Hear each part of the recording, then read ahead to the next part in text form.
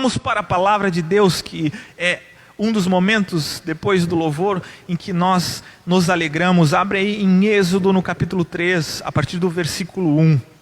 Essa noite, para aqueles que viram, eu coloquei como tema da mensagem, saia do Egito. E é algo que nessa noite nós vamos olhar à luz das Escrituras, com base nas histórias em que temos descrito aqui, mas aplicar também nos nossos tempos atuais. Então abra o teu coração, eu tenho certeza que Deus vai falar contigo. O Êxodo no capítulo 3, a partir do verso 1, fala da seguinte maneira: Moisés apacentava o rebanho de Jetro, o seu sogro, sacerdote de Midian, e levando o rebanho para o lado oeste do deserto, chegou a Horebe, o monte de Deus. Ali o anjo do Senhor lhe apareceu numa chama de fogo no meio da sarça. Moisés olhou e eis que a sarça estava em chamas, mas não se consumia.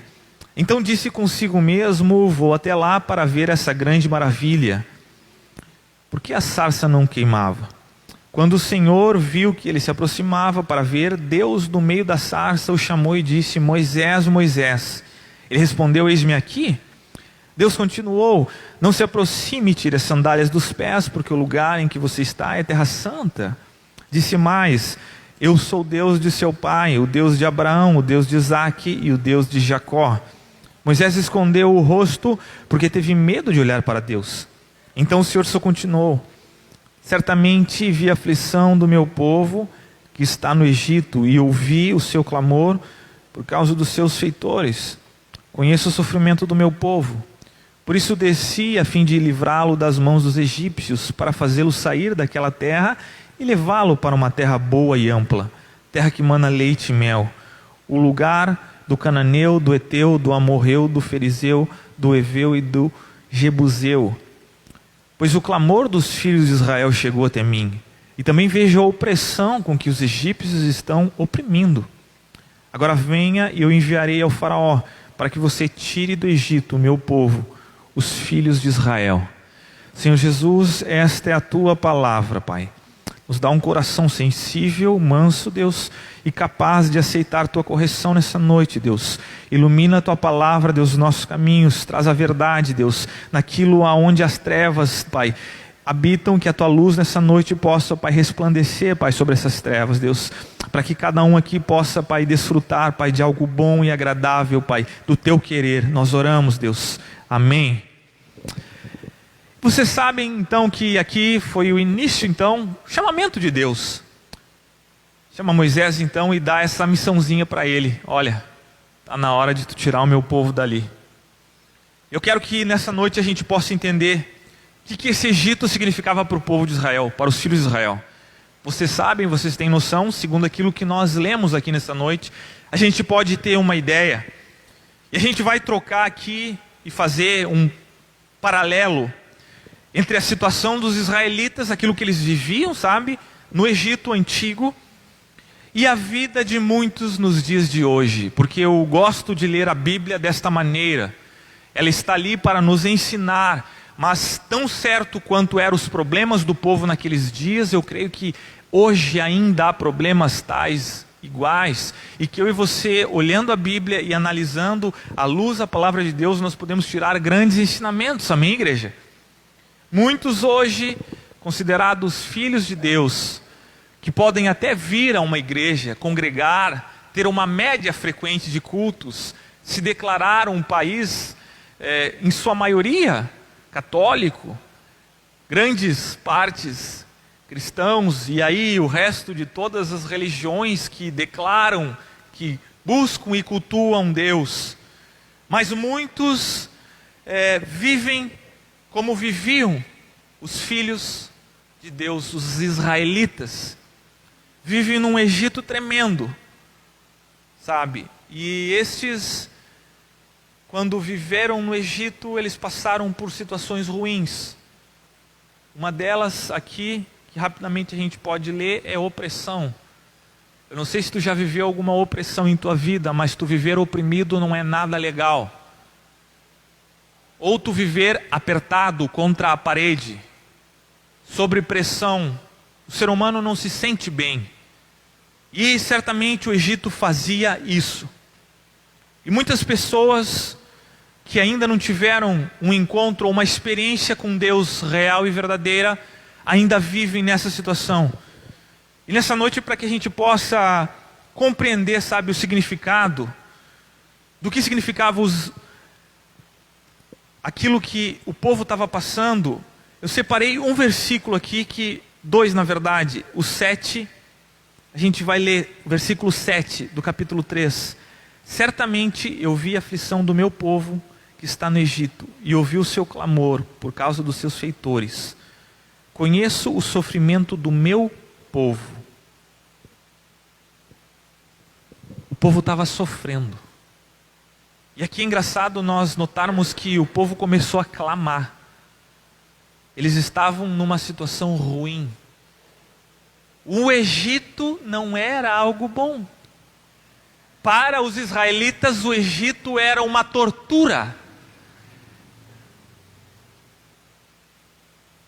E aí, quando eu comecei a ler esse texto, eu pensei, pô, Jesus, olha só, o Egito, escravidão, sofrimento, opressão, fome, miséria, pobreza, falta de esperança, talvez morte de sonhos. Essas palavras são palavras fortes, pesadas. Certamente ninguém quer viver, nem passar por perto de uma situação dessas. Mas era isso que o Egito estava fazendo com o povo de Deus. E como eu falei para vocês, nós vamos fazer um paralelo daquilo que o povo viveu e daquilo que hoje ainda muitas pessoas vivem.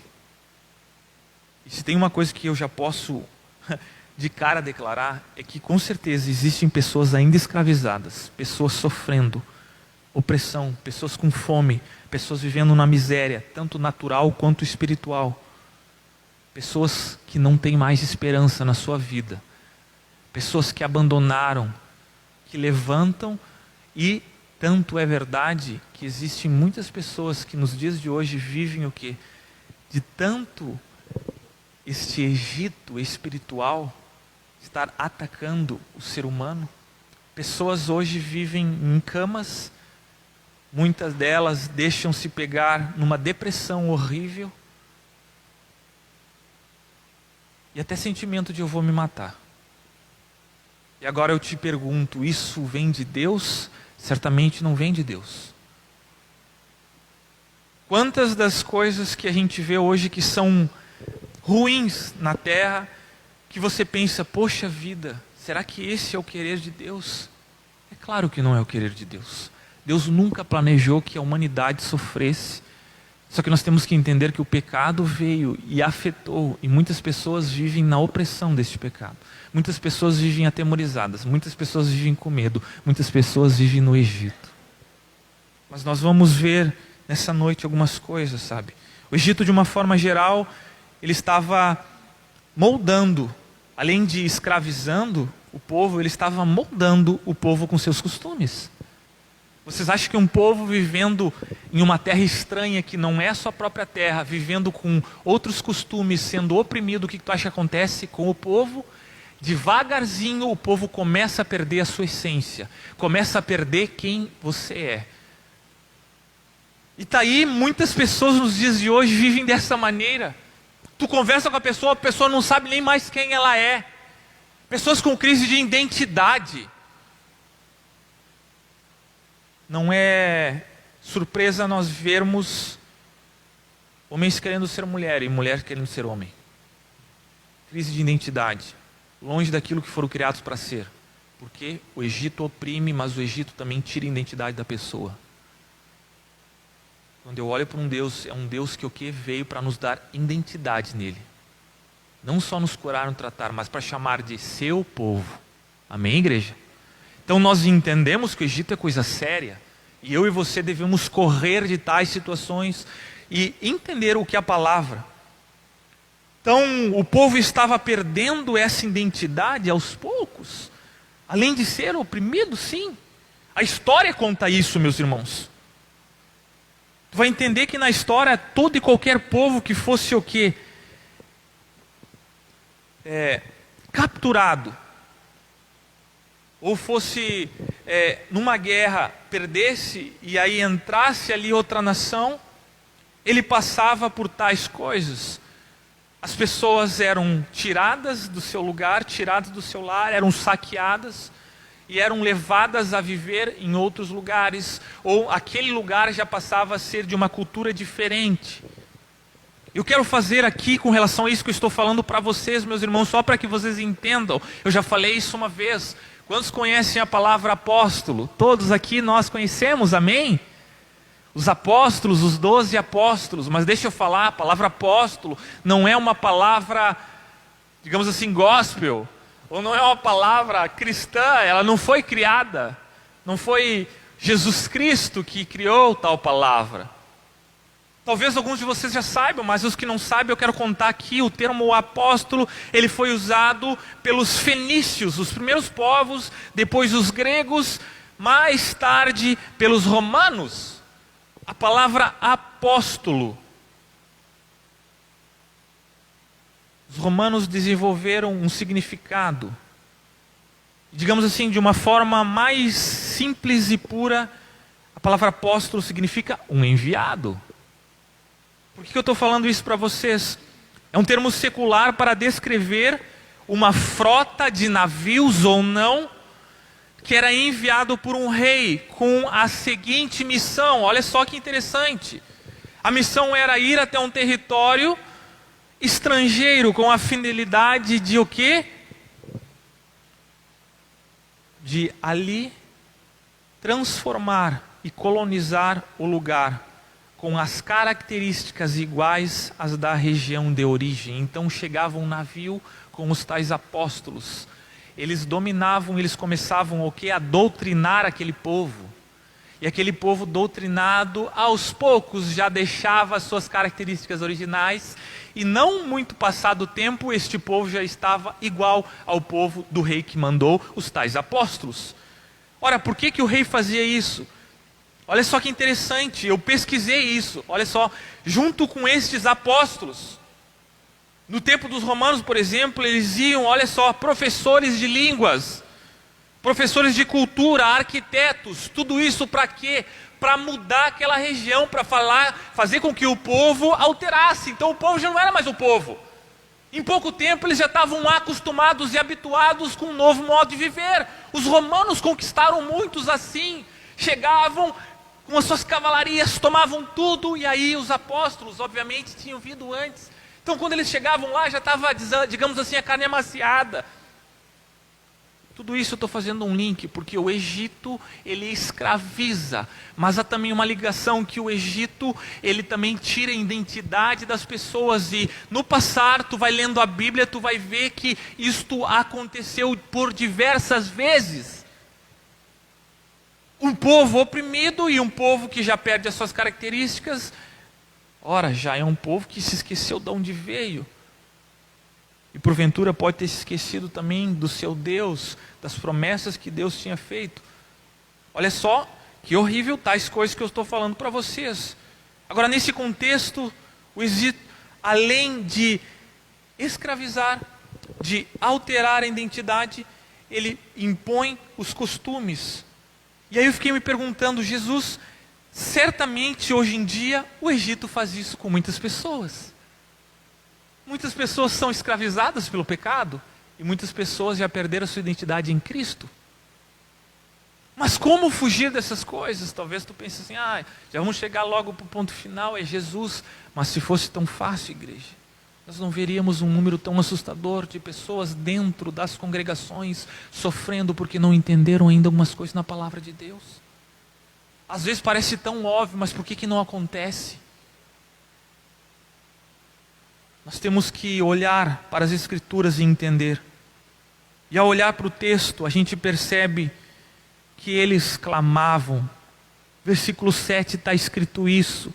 Certamente vi a aflição do meu povo que está no Egito e ouvi o seu clamor por causa dos seus feitores. Eu te pergunto nesses dias, meus irmãos, vocês têm clamado a Deus? Vocês têm chorado diante dele? Porque muitas pessoas acham que talvez não é mais necessário. Mas olha quão importante. E quando eu olho para um texto desses, eu fico maravilhado com o nosso Deus. Porque é um Deus de perto que nos ouve. Ouve o clamor dos seus filhos. Muitas pessoas, por desacreditarem, por tal opressão, já não têm mais forças para orar. Já não tem mais forças para se levantar, para baixar um joelho e para falar: Jesus, eu ainda acredito que tu pode me tirar do Egito. E não clamam. Mas Deus, Ele não olha para grandes multidões, Deus não olha os exteriores, Deus não olha as complexidades de uma oração, Deus olha um coração sincero que está sofrendo e está querendo a ajuda dEle. Quando um coração é capaz de atingir esse nível, sabe, de relacionamento, é o filho dizendo para um pai: me ajuda, eu não estou conseguindo, me ajuda porque tem algo me prendendo. E qual tu acha que é a relação de Deus para com estas orações? Ora, certamente, segundo o que nós lemos aqui, o povo estava clamando e Deus viu a aflição deles. Deus viu lá de cima que o povo seu estava sofrendo e Ele não aguentou mais, Ele tomou uma atitude, Ele disse: Moisés, é chegado a hora, o meu povo está sofrendo e eu ouvi aqui de cima as suas súplicas. Não deixe nesses dias de clamar a Deus, Ele ouve a tua oração. Não esqueça, porque somos levados pelo sistema que está aí a acreditar que não, Deus não ouve, mas Deus ouve sim. Para sair do Egito eu devo clamar a Jesus. Eu te pergunto nessa noite, meus irmãos, eu dei alguns exemplos, mas qual tem sido o teu Egito?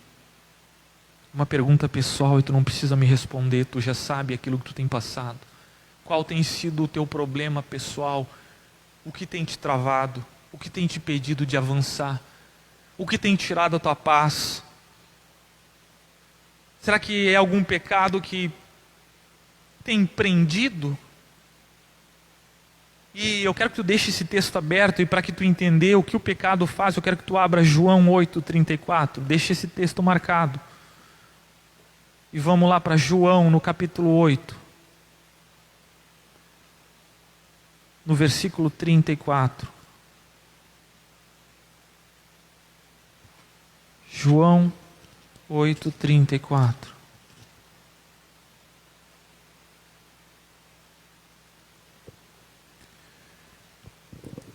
Jesus respondeu: em verdade, eu lhes digo que todo que comete pecado é escravo do pecado. Você sabe, meus irmãos, olha só o que o pecado está fazendo.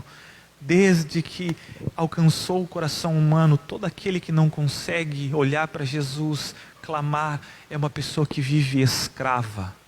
O povo estava escravo e oprimido no Egito. O que o pecado faz nos dias de hoje? Ele escraviza. Por isso que é algo que eu e você precisamos correr, clamar e chorar e dizer: Jesus, eu não quero ser um escravo do pecado. Nós devemos reduzir todos os dias a nossa vontade, para que a vontade de Deus prevaleça em nós, para que tais obras da carne não consigam reinar, para que nós nos tornemos escravos destas. Meus irmãos, para sair do Egito eu devo abandonar o que me aprisiona. Eu devo começar a deixar para trás. Muitos vivem uma vida atada, meus irmãos. Talvez tu não tenha noção, ou até tem noção, mas o que é uma pessoa que não consegue avançar? Dificuldades na família, dificuldades no casamento. Pode ser um desemprego, pode ser uma dívida. O que tem sido o teu Egito, meu irmão? Qual tem sido a dificuldade que tu está lutando? Qual tem sido o teu clamor diário? Todos nós temos as nossas lutas diárias e Egitos para sair, porque o homem no pecado não consegue dar os próprios passos sozinho. Nós precisamos da ajuda constante de Deus para Ele nos livrar, para Ele nos limpar e diariamente estar nos levando em seus braços, para que nós consigamos dar um passo atrás do outro, firme e sem vacilar. Mas muitos vivem de uma maneira que Deus não se agrada e vivem escravizados. E eu fiquei pensando: Jesus, mas nessa noite Eu te fiz uma pergunta e eu já quero dizer, não importa qual tem sido a tua dificuldade, eu quero que tu saiba nessa noite de uma coisa, meu irmão: Deus é poderoso para te livrar. Deus é poderoso para te livrar. Não sei se tu está entendendo qual é a tua dificuldade, qual é o teu problema, o que está te atando. Mas Jesus Cristo, o Nazareno, Ele veio até esta terra, morreu por mim e por ti, para nos libertar deste pecado que aprisionava a humanidade. E isso que o inimigo tem tentado fazer com que as pessoas não se liguem, mas sim vivam o quê?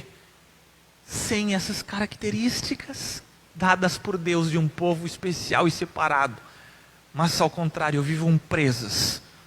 E pessoas presas são facilmente pessoas que não têm as suas características naturais, são facilmente manipuladas. Mas eu sei também, para sair do Egito eu devo crer e obedecer, meus irmãos. É uma coisa importante para você abandonarmos tais coisas. Quantos creem nessa noite que Deus pode mudar a sua vida? Ah, por favor, igreja, quantos creem nessa noite que Deus é poderoso para mudar a tua vida? Amém? Tem que ter uma convicção de dentro de nós, amém? Você crê que Deus pode te livrar do Egito? Eu não sei qual é, mas essa noite tu tem que dizer: Deus é poderoso. A gente já começa a espantar o inimigo dessa forma, é com a postura e com a voz que a gente fala. Sabe como é que é? Ele já olha e já fala: ih, ali tem um crente que é, como é que diz o gaúcho? Faca na bota. Hã? Porque se a gente ficar assim, vamos ficar preso, atado. É facinho. Às vezes a gente acha, o diabo está tendo um trabalho. Às vezes nem tem. Porque nós facilitamos tantas as coisas. Mas é verdade que muitos não conseguem mais crer. Porque estão tão atados que as suas mentes já estão o quê? Cauterizadas e não conseguem mais sonhar. E olha só que interessante que eu quero falar para vocês nessa noite. Olha só essa historinha que eu vi na internet. Elefantes são dominados quando ainda são filhotes. E olha a técnica. Eles amarram as suas pernas com uma corrente em um tronco. E aí eles começam a lutar para sair. E não conseguem sair. Eles ficam ali tentando. E aí eles desistem de lutar. Porque é da natureza do elefante, ele logo desiste. E quando são elefantes grandes, adultos, eles já não tentam. Eles já se convenceram que eles não têm domínio e controle sobre a situação. Eles foram presos, eles foram doutrinados, eles foram amordaçados quando crianças, e aquilo virou uma verdade. Olha o tamanho de um elefante. Vocês já viram? Quando já viram vídeos na internet de elefantes desgovernados? Um elefante grande, desgovernado, não tem homem que bota a mão e para. Mas como é que você vê aqueles elefantes? Porque são domados. Em suas mentes eles já estão tão acostumados, não tem como sair. E olha só que engraçado, o ser humano é desse jeito. Muitas vezes não tem esta consciência daquilo que Deus é, mas por toda a opressão que viveram já não conseguem mais sonhar. E olha só que engraçado, para tirar o povo do Egito, Deus precisou arrancar a incredulidade primeiro. E aí como é que ele fez? Ele começou a fazer alguns sinais, alguns prodígios, algumas maravilhas. Se tu voltar lá para Êxodo, está descrito. Êxodo no capítulo 4. Abre aí. Êxodo no capítulo 4. A partir do verso 1. Nós vamos ler do 1 ao 9. Moisés respondeu: mas eis que eles não vão acreditar em mim, nem ouvirão o que eu vou dizer, pois dirão: o Senhor não apareceu a você. Então o Senhor perguntou a Moisés: olha só, o que é isso que você tem na mão? Ele respondeu: um bordão. Então ele disse: jogue no chão. Ele o jogou no chão e o bordão virou uma serpente. E Moisés fugiu dela. Mas o Senhor disse a Moisés: estenda a mão e pegue pela cauda. Ele estendeu a mão, pegou-a pela cauda e ela se transformou em um bordão. Então o Senhor disse: isto é para que creiam que o Senhor, o Deus de seus pais, o Deus de Abraão, o Deus de Isaque, o Deus de Jacó, apareceu a você. E o Senhor continuou: põe agora a mão no peito direito. Ele o fez, e tirando a mão do peito, eis que ela estava leprosa, branca como a neve. Então o Senhor disse: põe a mão no peito outra vez. E ele pôs no peito novamente, e quando a tirou, eis que se havia tornado como o restante de sua carne. O Senhor continuou: se eles não acreditarem em você, nem atenderem à evidência do primeiro sinal, talvez acreditarão na evidência do segundo. Se eles ainda não acreditarem mediante esses 2 sinais, nem ouvirem o que você disser, pega um pouco de água do rio e derrame na terra seca, e a água que você jogou no rio se transformará em sangue sobre a terra. Deus começa ali a traçar uma estratégia para que Moisés pudesse convencer os outros de que ele realmente havia escutado do Senhor algo, de que o Senhor havia falado. Olha só, vara em cobra, lepra, água em sangue. Deus usou uma estratégia para libertar o povo de Deus. Essa estratégia foi executada por quem? Por Moisés. Então para pensar comigo. Deus utilizou o seu servo, um líder, Moisés. Não é que eu e você não devemos pensar nesses dias que nós temos que dar ouvido e dar atenção para obedecer a homens e mulheres de Deus que falam a palavra e que nos instruem? Uma parte importante para sairmos e abandonarmos, não estou falando que o homem tem poder, mas eu estou dizendo que Deus usa pessoas. Eu acredito ainda nos dias de hoje que Deus ainda usa homens e mulheres tementes a Ele, que estão com o joelho no chão, dobra e chora para falar coisas. E estas coisas vêm do coração de Deus. Às vezes as pessoas ficam pensando: ah, meu Deus, eu quero que um anjo apareça. Se não aparecer um anjo alado de 4 Gabriel, fogo, bola, não sei, eu não escuto. E aí vêm e saem da igreja e não escutam a palavra de um homem de Deus. Vão querer sair do Egito como, igreja? Por isso que eu estou falando, a palavra nos orienta. E uma coisa a você notar é que Deus usou um seu servo para falar e para fazer com que o servo utilizasse da estratégia dada por Deus para livrar o povo. E o povo conseguiu o quê?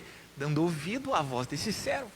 Por isso não despreze, meu irmão, pessoas e homens de Deus que estão falando coisas para ti. Certamente pode ser Deus falando e tu está desprezando às vezes. E aí tu não sabe: ah, não estou conseguindo sair. Amém, igreja? Ah, isso é importante. Acho engraçado, eu quero ler um texto a respeito disso. 2 Crônicas 20:20. 2 Crônicas, segundo livro de Crônicas, 20:20. 2 Crônicas 20:20.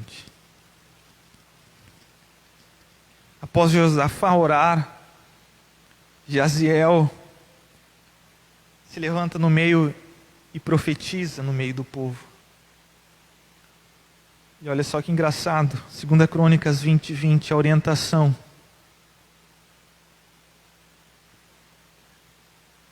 Na manhã seguinte, levantaram cedo e foram para o deserto de Tecoa. Ao saírem, Josafá se pôs em pé e disse: ó, a orientação dele para o povo: escutem, ó povo de Judá e moradores de Jerusalém, creiam no Senhor seu Deus, e vocês estarão seguros. E aí olha o que ele orienta: creiam nos profetas do Senhor, e vocês serão bem-sucedidos.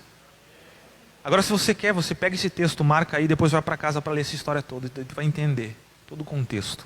Mas eu só quis trazer esse versículo aqui isoladamente para te ver que quando um homem de Deus observa que existe uma palavra sendo uma profecia, sendo dada uma pessoa, nós devemos não só ouvir o Senhor, mas ser bem-sucedidos quando nós damos ouvido. Amém? Então tu quer ser bem-sucedido, isso aí, ó, te liga nisso aí. Quando nós damos atenção às palavras. Amém? Continuando aqui. E aqui um terceiro ponto, para sair do Egito. Eu devo vencer Faraó. É óbvio. Quem é que comandava o Egito? Era o Faraó. Para conseguir sair de lá, o povo, para sair da escravidão e sair daquela opressão, eles tinham que se libertar daquele rei. Um rei humano, falho, cheio de malícia. E aí a gente vai lá para Êxodo 3, 19 e 20. Êxodo 3, 19 e 20. palavra do Senhor diz da seguinte maneira: eu sei, porém, que o rei do Egito não os deixará ir, se não for obrigado por mão forte. Portanto, estenderei a mão e ferirei o Egito com todos os meus prodígios que farei no meio dele. Depois disso, o rei os deixará ir. Eu quero fazer um parênteses aqui para vocês, meus irmãos. Por que Deus falou com a mão forte? Se vocês pegarem os escritos egípcios, vocês vão ver que esses dias teve o desfile dos faraós, algo até que incrível, né? Toda a estrutura foi mais bonito que um Oscar. Essas mesmas múmias que nós lemos estão lá no Museu do Cairo. Eles fizeram um novo museu e transportaram de um lado para o outro. Bem no dia da Páscoa, o presidente do Egito resolveu desfilar as múmias do Egito. O que o Egito antigo significava? A escravidão do povo, né? Não sei se vocês viram, mas procura na internet. O rei do Egito, no dia da Páscoa, ele faz essa carreata. E aí diz, olha só, o nosso povo antigo ainda é forte e hoje é forte ainda. Óbvio que o Egito escravizou o povo hebreu. Bem no dia da Páscoa. Nota como o diabo é astuto e tenta dar suas mensagens, mas nós sabemos o que aconteceu, amém? O faraó não pôde resistir. A mão poderosa de Deus livrou o povo. Então hoje não existe ninguém que venha falar que foi grande. Hoje nós só temos lá, e vocês abrem as catacumbas, ainda existem. Se vocês procurar os vídeos na internet, ainda existem ali as esfinges dos reis, toda embalsamada, e tu vai ver que eles ficavam assim, ó. De um lado eles ficavam com uma vara, e do outro lado eles ficavam com um cajado. E mão fechada era sinal de força. E por isso que eu digo que nós temos que entender quando o contexto em que está escrito a palavra de Deus. Deus estava falando aqui para um povo que estava vivendo no meio dos egípcios. E o povo sabia o que era uma mão forte, era sinal de poder, de resistência. E aí Deus diz, olha só, eu sei que esses reis acham que são fortes, mas eu vou ferir eles e vou fazer com que eles se rendam ao Deus Altíssimo Todo-Poderoso. Como eu amo essas palavras, meus irmãos. Faraó representa nos nossos dias, certamente, principados. E o Egito, essa cadeia espiritual. Portanto, para nós sairmos disso, nós precisamos passar por esse processo de quê? De libertação espiritual. Por isso que nós vemos a igreja para clamar. Por isso que quando eu oro, eu digo para que Deus possa estar nesse ambiente trabalhando nos nossos corações. Quando nós oramos, nós devemos dizer que essa altivez de espírito, que tudo aquilo que prende, tudo aquilo que é contrário saia. Porque seres espirituais trabalham de dia e de noite para fazer com que o povo de Deus ainda sofra e ainda fique escravizado. Mas há um Jesus, um Deus todo-poderoso, que tem um nome acima de todo nome. Se tu clamar, não há trevas que resistam, meus irmãos. Por isso que tudo se dobra quando nós clamamos. O inimigo não se levanta. Quantas pragas foram necessárias? Vocês se lembram? 10. Foram 10 pragas. Pensa comigo, 10 pragas. Isso nos mostra que a gente deve ser o quê? Foram 10 pragas, 10 momentos durante um período em que o povo teve que esperar até que o rei, até que o faraó se dobrasse e falasse, eu não aguento mais, esse Deus é muito poderoso, deixe esse povo embora com seu Deus. Mas o povo teve que ter persistência e teve que ser perseverante. Tu nota que nesse processo foram 10 coisas que foram acontecendo. Nós devemos tentar quantas vezes forem necessárias sem desistir, meus irmãos. Uma das coisas que o homem, mais uma vez eu falo, ele desiste quando está oprimido, quando está ali, olha, cativo. Mas sabe por que o povo teve tanta esperança? Porque o povo ouviu os sinais.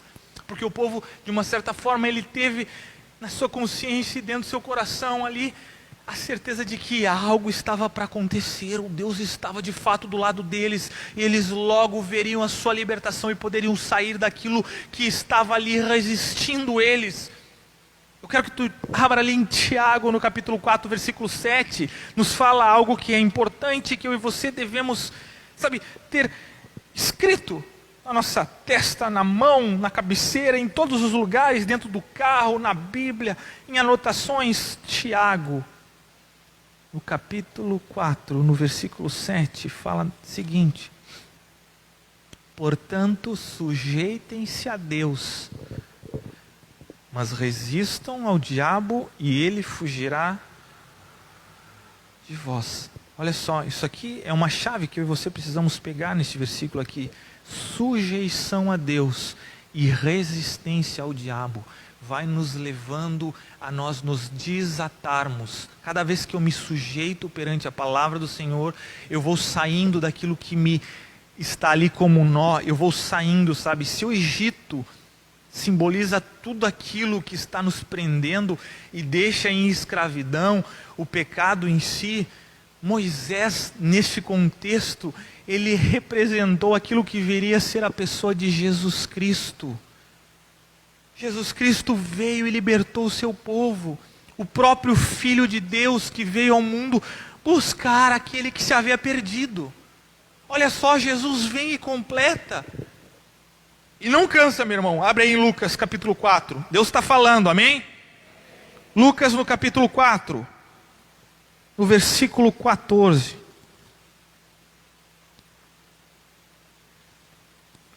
Lucas 4, 14.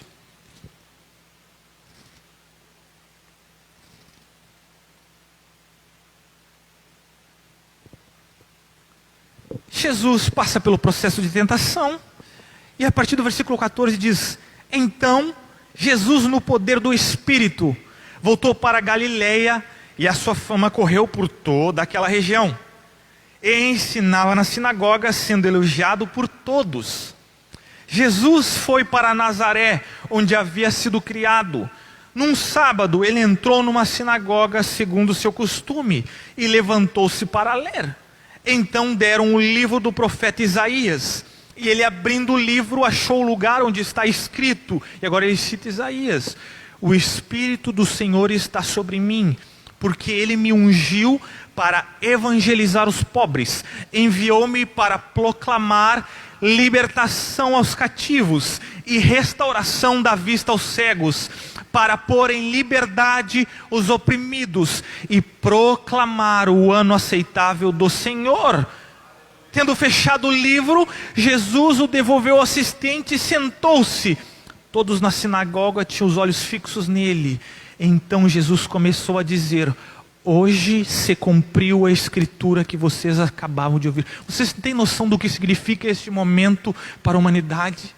O próprio Deus ali, a quem Isaías havia profetizado, ele disse: essa pessoa que está descrita aqui, que veio para proclamar libertação dos cativos, restaurar a vista aos cegos e libertar os oprimidos, ele está aqui agora na sinagoga e veio para libertar toda a humanidade das trevas. Isso não tem preço, meus irmãos. Ele fez o que devia ser feito. O Egito, que estava prendendo a humanidade por toda a sequência, agora estava por ser derrubado. O faraó, naquele momento espiritual, o diabo estava olhando, certamente não acreditando. O plano foi seguindo, Jesus foi para a cruz, foi lá e pegou, tomou a morte e falou: está aqui, olha, onde é que está teu agulhão agora? Está cumprido, agora todo aquele que olhar para mim tem a capacidade de ser liberto, já não é mais escravo do pecado e não conhecerá a morte, porque em mim terão vida e vida com abundância. Ah, meus irmãos, se eu e você não dermos conta de tais palavras, nós vamos viver uma vida escravizada no Egito, e não é isso. Deus te trouxe aqui para olhar para Ele e para enxergar. Ele tem libertação para todo aquele que é cativo. Ele tem liberdade para aquele que é oprimido. O plano perfeito de Deus. Ah, Jesus, de fato, Jesus curou, Jesus restaurou, Ele trouxe alívio. Se existia uma opressão na terra, agora Ele estava, a própria terra, vendo as coisas que estavam acontecendo. O Criador estava nela, a gloriosa luz de Jesus. Nessa batalha, certamente a gente não deve ceder ao engano. Nós devemos olhar para Jesus, entendermos que nele nós temos essa possibilidade de sair desse jugo. Gálatas 5:1, vai falar sobre jugo de escravidão, que não devemos de novo nos submeter. Paulo fala, não submetai-vos de novo ao jugo de escravidão. O pecado é a escravidão que pegou muitas vezes. Ali ele estava falando de uma lei que o homem não estava conseguindo. Ele falou, Jesus veio e tirou esse jugo do peso da terra. Aquilo que oprimia, que o homem não conseguia, enfim, foi tirado através de Jesus Cristo. E por fim, o último texto, eu quero que tu abra em Romanos, no capítulo 8, no versículo 15. Romanos 8:15.